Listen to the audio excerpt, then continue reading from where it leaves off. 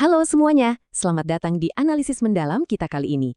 Nah, sesi ini secara khusus dirancang buat Anda para pemimpin perusahaan, jajaran direksi, dan eksekutif C-suite. Hari ini kita bakal mengupas tuntas sebuah realitas baru yang benar-benar mendesak. Kita bicara soal lanskap ancaman siber di sektor perbankan menuju tahun 2026. Percaya deh, lanskap ini udah berubah drastis banget. Jadi kalau Anda masih menganggap keamanan siber itu cuma urusan teknis buat tim IT di belakang layar, wah siap-siap ubah cara pandang Anda ya. Mari kita selami bareng-bareng apa sih sebenarnya dampak dari semua ini buat masa depan institusi perbankan Anda.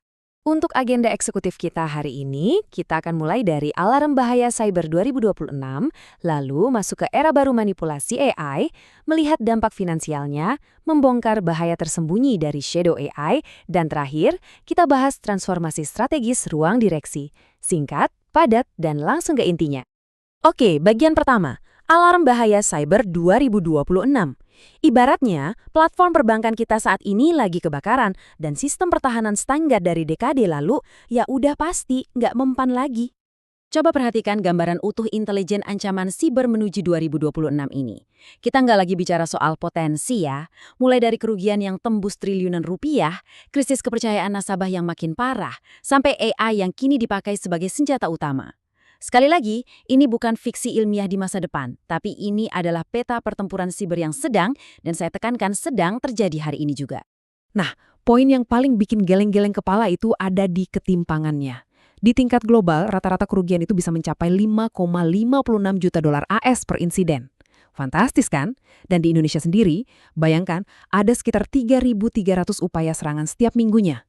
Gelombang serangan masif ini bertabrakan langsung dengan postur pertahanan nasional kita yang, jujur aja, sangat tipis. Anggaran keamanan cyber nasional kita cuma dialokasikan sekitar 0,02% dari produk domestik bruto. Artinya apa? Artinya bank Anda sendirilah yang harus maju sebagai garis pertahanan paling depan. Nggak bisa lagi cuma mengandalkan tameng dari luar. Masuk ke bagian kedua. Era baru manipulasi AI. Ini dia musuh yang tak terlihat. Para penjahat cyber udah naik level. Jauh meninggalkan trik-trik email phishing jadul. Sekarang mereka mempersenjatai artificial intelligence, dan AI ini sangat-sangat persuasif.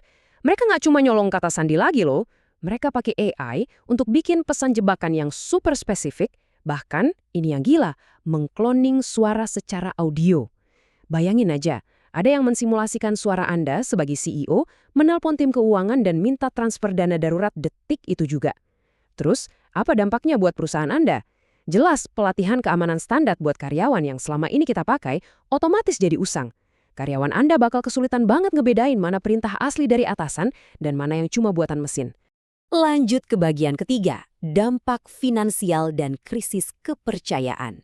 Kalau kita gagal ngerespons ini, siap-siap aja ngadepin kehancuran bisnis dan reputasi. Keamanan data nasabah itu sekarang soal hidup dan mati bank itu sendiri, bukan sekedar checklist kepatuhan. Hanya 20 hingga 30%. Ya, cuma segitu rata-rata dana nasabah yang berhasil balik setelah kena serangan siber tingkat tinggi. Sisanya kemana? 70-80% uang itu lenyap permanen tanpa jejak. Coba deh Anda bayangkan, rasanya harus duduk bareng nasabah prioritas atau para pemegang saham dan ngejelasin metrik pemulihan yang seburuk ini. Pasti berat banget kan? Kalau kita tarik ke skala makro di Indonesia, kerugian publik itu udah tembus 6 triliun rupiah lebih.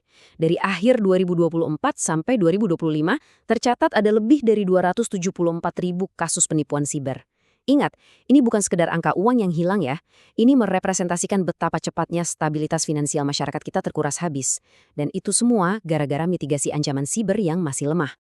Dan ini dia pukulan telaknya. Dampak emosional yang benar-benar bisa ngeruntuhin fondasi bank Anda. 69% konsumen saat ini ragu dan pesimis kalau bank mereka tuh beneran siap ngadepin serangan cyber pakai AI. Kita semua tahu, mata uang paling berharga di bank itu bukan sekedar uang tunai, tapi kepercayaan. Nah, kalau hampir 70% nasabah Anda aja udah nggak yakin Anda bisa ngelindungin aset mereka, wah ini sih namanya krisis eksistensial.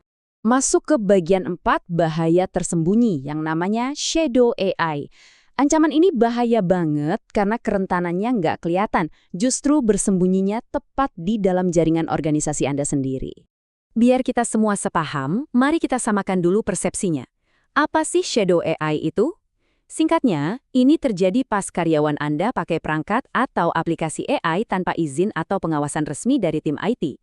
Contohnya nih, mereka mungkin pakai AI pihak ketiga buat mempercepat analisis data nasabah atau bikin laporan.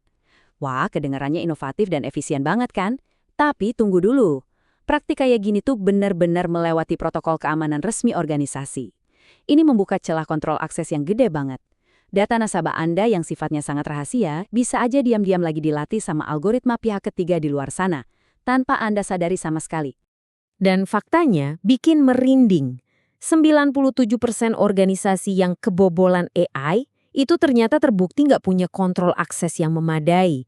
Hampir semuanya loh. Bayangkan, kegagalan dasar dalam mengatur akses internal ini ibaratnya Anda lagi gelar karpet merah lebar-lebar buat serangan manipulasi AI dari luar untuk masuk.